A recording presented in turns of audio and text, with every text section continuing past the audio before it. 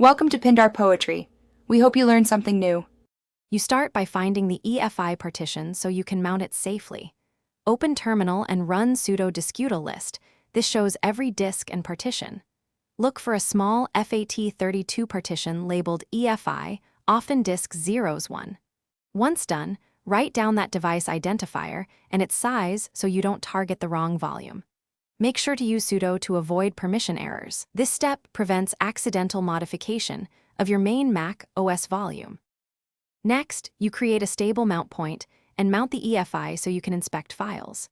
In terminal, run sudo mkdir/volumes/EFI, then mount the partition. Sudo mount tms/dev/disk0s1/volumes/EFI, replacing disk 01 with your identifier. Once mounted, list the folder with ls/volumes/EFI or run discutal verify volume to confirm it's healthy. If you see folders like EFI or finally, you make any required edits and then unmount to avoid corruption.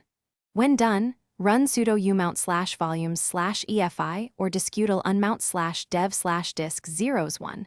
This flushes writes and releases the volume.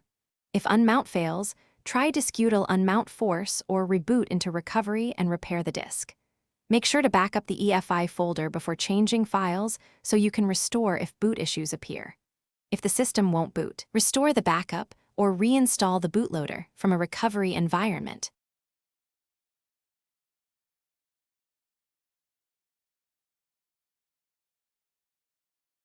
Thanks for watching.